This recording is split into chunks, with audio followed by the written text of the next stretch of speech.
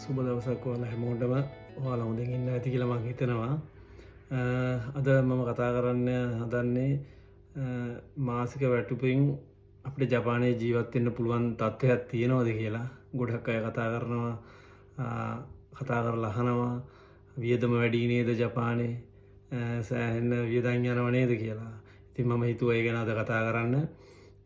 සාමාන්‍යයෙන් අපි ගත්තොත් මාසික වැටුප 2,50,000ක මුදලක් ගන්න පුද්ගලයෙක් ගත්තොත් සාමාන්‍යයෙන් එයාට මාසික වැටුප 2,50,000න් එයාගේ බැංකුවට වැටෙන්නේ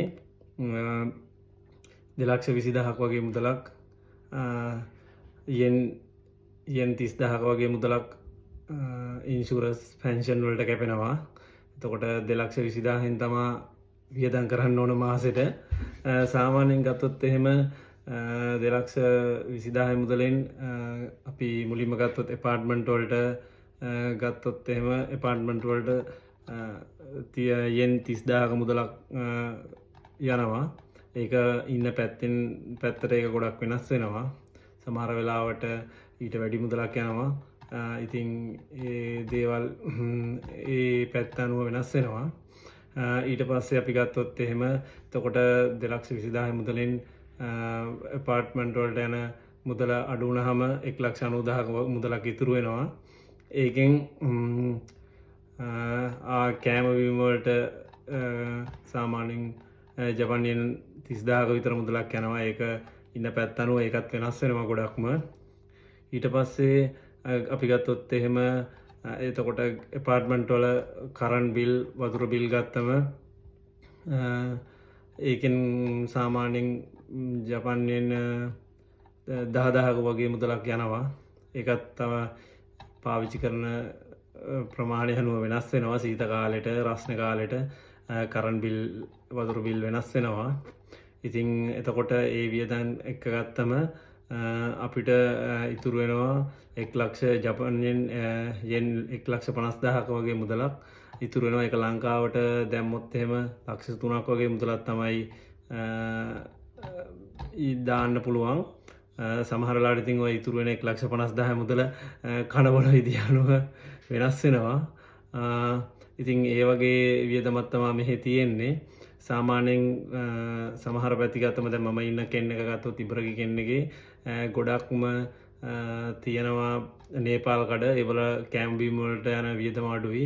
සුපර් මාකට් එකක හාල් කිලෝ 5ක බෑග් එකක් ගත්තොත් යෙන් 4,000ක වගේ මුදලක් යනවා. නමුත් ඒ හාල් වර්ගයම නේපාල් කඩවල තියෙනවා යෙන් 2,500 වගේ ඉඳලා.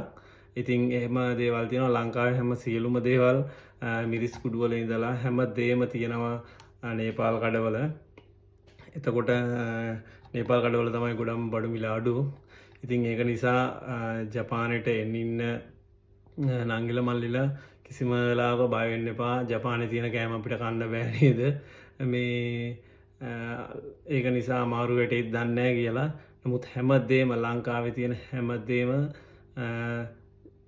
හැමදේම ජපානයේ තියෙනවා. ඉතින් ඒ ගැන අනිසිබියක් ඇති කරගන්න අවශ්‍ය නැහැ. ඉතින් මම කියනවා ඔයාලට ජපානයට එන්න. ඔයාලා එන්න ඕන රටක් ජපානය කියන්නේ.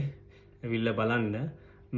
සාමාන්‍යයෙන් තව දෙයක් කියන්න ඕන. මම වැටුප පිළිබඳ කතා කරලා ඒ කියන්නේ වියදම ගැන කිව්වට ඒක වැටුප වැඩ කරන කම්පැනියට වෙනස් වෙනවා.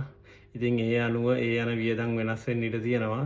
ඉතින් ඔයාලා හැමෝටම මම කියන්නේ ජපානයට එන්න, හරි වීසයකින් ජපානයට එන්න කියලා. මොකද ජපානය ඇත්තටම ගොඩක් හොඳ රටක් කියලා මම හිතනවා. මොකද මේ කිසිම කරදරයකට නිදහසේ ජීවත් වෙන්න පුළුවන්. ඔයාලා හරියට ඇවිල්ලා හරි විදියට ඉන්නවා නම් ඔයාලට ගොඩක් කල් මෙහෙ ඉන්න පුළුවන්. ඒක නිසා මේ ඔයාලත් එන්න කියලා තමයි මම ඔයාලට කියන්නේ.